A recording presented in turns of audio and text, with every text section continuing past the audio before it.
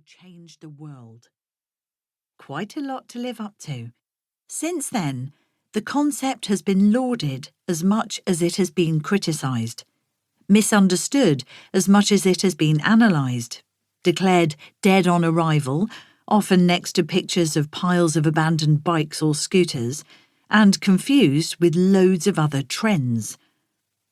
Many early sharing platforms and apps did indeed fall by the wayside, with no similar companies to learn from and potential customers that didn't necessarily even get the idea in the first place. Some people just didn't like the idea of sharing things with others. Maybe they thought or think that it's unhygienic or not exclusive enough, which doesn't really make sense. Hotel beds, even in the most expensive suites, were slept in by someone else the night before you checked in, so were shared, in that sense, just like cinema or restaurant seats. There were other challenges: regulations, building trust, the technology that made the whole thing easy, finding insurance, even just knowing what the right things were to share. But now, a decade and a half later, after failures and successes, the resulting apps and platforms are widely available for us to use in most countries in the world. Some of them have even become unicorns, a start-up company with a value of over $1 billion. But that's getting into business talk, and I said I wouldn't do that. So, what are the benefits of these peer-to-peer or person-to-person, rather than business-to-consumer, transactions? There are more than you might think. Firstly, they allow us to get more use from things or assets that we don't use very much or don't use at all. The fact is, the world has too many things in it, and at the risk of overusing the word things, when people transact with one another rather than a business and share use of the same thing, it slows down the production of more of these things.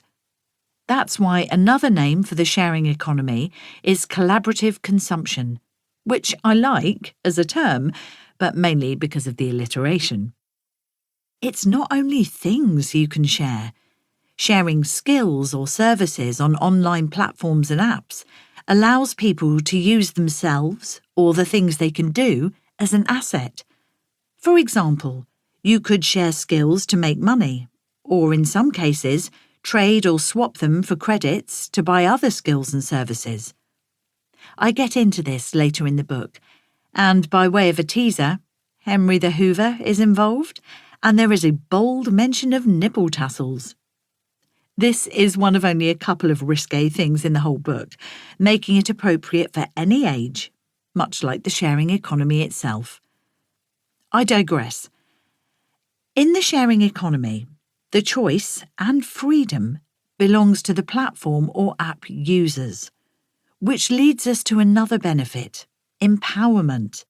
Teach French 5 hours a week because that's what works for you. Clear out your shed and make money by lending out your tools. Hire out your camper van instead of leaving it to sit on your driveway. No camper van? Rent out your driveway. It's up to you. But what I think is the true power of the sharing economy is even more exciting than all of this, and is the part I love the most. Sharing platforms and apps match users and providers, or sharers and sharees, both locally and globally, offline and online, so that communities have the chance to thrive again.